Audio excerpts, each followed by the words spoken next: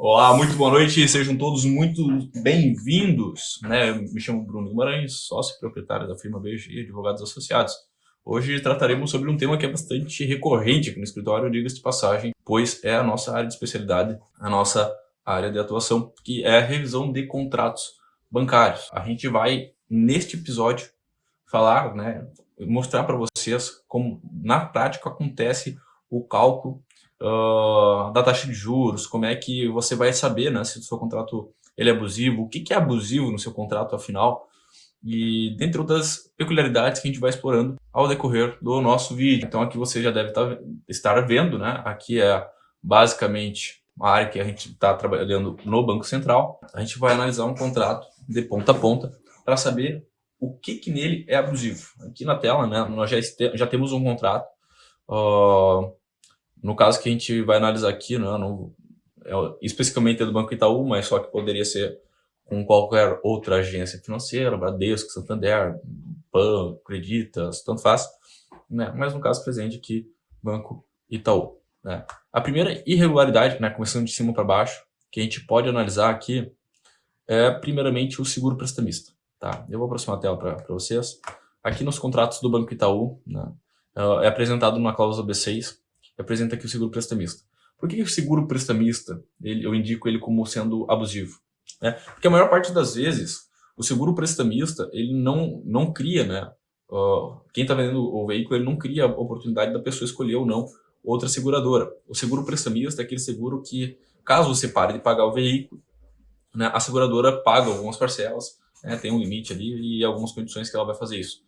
E o que acontece? Geralmente, os bancos que estão financiando, né, os credores fiduciários, condicionam o financiamento à contratação de seguradora por eles indicada. Nesse caso, então, os seguros, né, compõem o mesmo grupo econômico aqui do Banco Itaúcard. Tá? O valor de 1.080 com 28, né, e o grande pulo, né, do gato aqui. Tem uma cláusula... o pistor? Sim, mas nem sempre isso corresponde à verdade. Às vezes a pessoa nem sabe desse seguro. Tá? Uma questão que a gente tem que analisar é que a gente tem que ver se foi juntada a apólice de seguro, tem que ser anexado. Nesse processo também, eu já olhei previamente, não vou apresentar aqui o processo para não expor demais, né, a pessoa que está sendo vítima de uma ação de busca e apreensão, mas no processo deveria ser acostados as outras propostas de seguro prestamista, para realmente possibilitar, né, para permitir o juiz analisar que de fato houve a oportunidade do cliente, né, tá vendo pela contratação de outras seguradoras, o que não foi o caso. A segunda abusividade que a gente pode ver aqui é a questão, vamos ver se tem uma tarifa de avaliação do bem aqui. Tarifa de avaliação do bem. Essa tarifa de avaliação do bem, presente na cláusula D2, o que acontece? Essa tarifa de avaliação do bem, ela é permitida? É permitida, desde que haja prova nos autos ou no contrato de que de fato o bem foi avaliado. O que é avaliação? Né? Tu vai ver, não, o carro tem 4 rodas, tem um step, tem um macaco, tem um triângulo, a conservação de pintura, conservação das rodas, conservador, sei lá, do geral do veículo. Isso é uma avaliação. Só que o que acontece na prática? Eles botam aqui que tarifa de avaliação ok, só que ninguém vai avaliar esse veículo. Né? Muitas vezes não botam foto nenhuma. E quando acontece, geralmente, o que é essa avaliação? O cara vai lá, olha o carro, o carro tem 4 rodas, ok. Não está avaliado.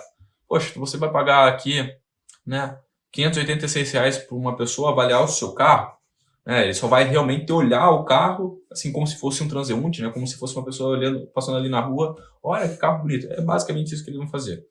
Tá? Então, a tarifa de avaliação do bem, ela é permitida? É permitida, porém, né, há que ter no conjunto probatório do banco a discriminação, né, do que foi avaliado, como é que estava a situação do bem. Né? E a maioria dos bancos, sendo bem franco, a maioria dos bancos não junta essa tarifa de avaliação do bem. Tá? Eles simplesmente cobram a tarifa de avaliação, mas eles não juntam essa tarifa de avaliação, o que compõe, né, uma cláusula abusiva.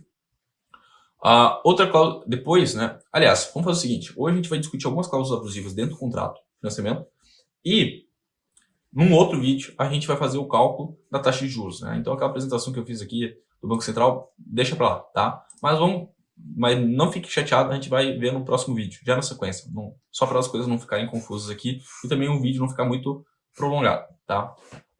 A taxa de juros, ela pode ou não ser abusiva, né? Isso a gente vai ver, como te disse, no próximo vídeo, né? Mas existe ainda uma outra cláusula abusiva que poucas pessoas, e pior, né, poucos advogados possuem conhecimento, e é essa forma de capitalização. Tá? O que é a capitalização? Aqui descrita, né? A capitalização é como os juros ele vai incidir sobre ele próprio, né? Então, ou sobre o valor da prestação. Então tem a taxa de juros diária, semanal, mensal, anual. Daí temos os outros períodos, né? Bimestral, trimestral e assim. Enfim, é uma taxa cobrada de forma pelo período. E o que acontece? É permitida a forma de capitalização diária? Ela é permitida, não tem problema. Só tem um porém. O banco, ele como fornecedor, ele tem que deixar o consumidor dele a par, né, ciente, ou seja, informado daquilo que acontece no contrato dele. A maior parte daquilo que a gente falou, o cliente não sabe. É carência, né, do dever de informação do banco. Por que acontece? A cláusula de capitalização diária, aqui prevista na cláusula 3 do contrato bancário do Itaú, ela é permitida desde que aponte-se a taxa de capitalização diária. O que aqui, neste caso em específico, não consta. Então, onde que está aqui? A gente está vendo a forma de juros mensal e anual. Onde que está apontada a taxa de juros diária? Não existe. Então, isso é mais uma abusividade do banco.